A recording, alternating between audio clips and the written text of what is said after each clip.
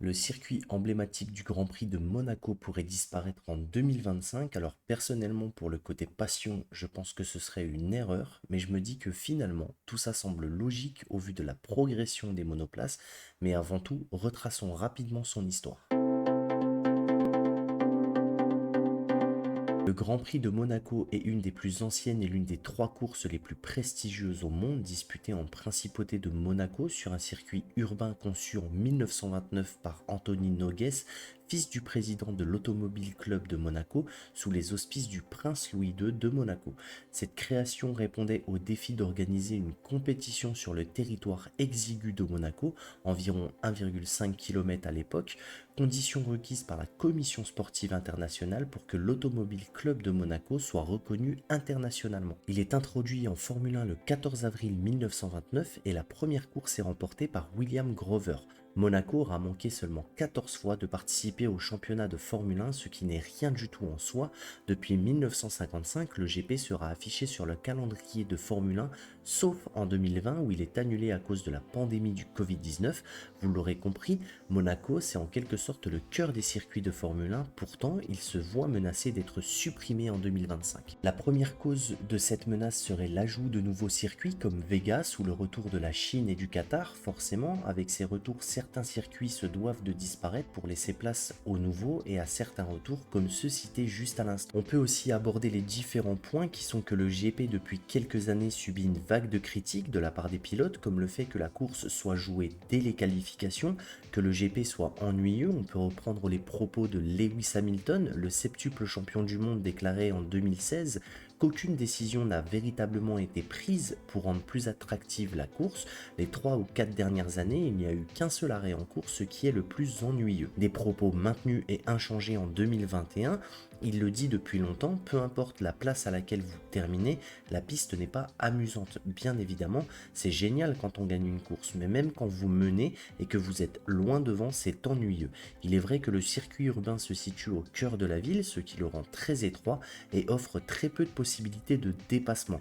Lors de la course de 2021, aucun dépassement n'avait été effectué, c'était une première en F1 depuis 2017. Décrocher la pole ou partir en troisième position est souvent synonyme de victoire et il semble compliqué de voir plus de zones de dépassement être créées malgré les gains de surface sur la mer. Il y a aussi les nouvelles monoplaces beaucoup plus rapides et beaucoup plus grosses que les années précédentes avec une longueur moyenne de 5 mètres pour une largeur d'environ 2 mètres. Des pneus beaucoup plus gros, c'est aussi un facteur important, la visibilité. Conduire sur le tracé de Monaco n'était déjà pas chose aisée, mais les pilotes auront peut-être plus de mal cette année au niveau de la visibilité, avec des pneus plus gros qui gênent leur champ de vision. C'est clair que la visibilité est pire dans cette voiture que dans les précédentes, affirme Kevin Magnussen, pilote pour Haas. Forcément, les courbes du circuit de Monaco sont de plus en plus problématiques. De plus, Monaco est le circuit le moins rapide du calendrier. Forcément, on ne peut pas aborder ce genre de sujet sans parler argent, et Monaco n'échappe pas à la règle et fait beaucoup de jaloux. Il faut savoir que Monaco est très privilégié. L'Automobile Club de Monaco, ACM, paye moins que les autres pour être au programme, s'occupe de sa propre réalisation TV et affiche ses propres sponsors aux côtés de ceux de la Formule 1, ce qui à terme peut faire des jaloux. Monaco a besoin de se mettre au niveau des autres grands prix en termes commerciaux, déclarait à ce propos Zak Brown, directeur de l'écurie McLaren. L'immunité monégasque perd du poids au fil des ans. En 2022, le GP de Monaco a dû se résigner et faire commencer les essais libres le vendredi, comme les autres courses. Avant, il démarrait le jeudi pour permettre aux commerçants de Monaco de faire plus de recettes le vendredi. Et le prix payé par l'ACM à la F1 devrait augmenter pour les prochains contrats s'il est renouvelé, avec un montant compris entre 18 et 20 millions de dollars, ce qui n'inquiète pas le prince Albert II, impliqué dans les négociations, comme il l'a confié au journal L'Équipe. Ce sont des chiffres que j'ai entendus, l'ACM viendra vers moi à ce propos, on a toujours de toute façon été en parfaite coordination avec l'Automobile Club, donc cet accord financier, s'il se confirme, c'est dans l'ordre du possible.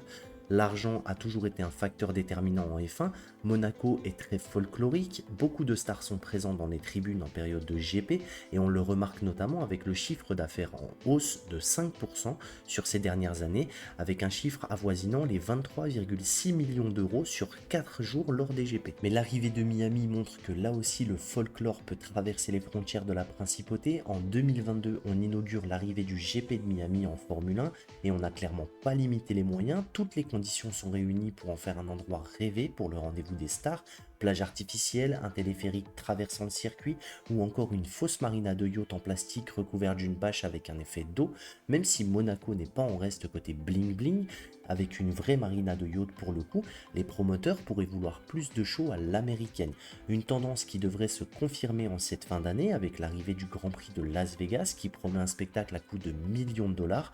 Là aussi on a mis les petits plats dans les grands. Alors pour résumer, je dirais que pour la passion de ce sport, oui, Monaco doit rester au calendrier, on l'a dit à plusieurs reprises, mais c'est un circuit mythique qui a fait l'histoire de ce sport, mais avec un peu de lucidité, effectivement, il y devient très compliqué pour les pilotes d'y performer avec des voitures de plus en plus grosses, le circuit lui qui ne change pas, et il est vrai que le spectacle se passe dans les gradins plutôt que sur la piste. Monaco est très ronflon, il faut l'avouer, donc je pense que le remplacer par Vegas est peut-être finalement pas un si mauvais choix. Hâte de découvrir ce GP en tout cas. J'aimerais donc conclure par cette question. Selon vous, doit-on garder le show à la monégasque ou doit-on entrer dans une nouvelle ère avec tout le côté bling bling américain?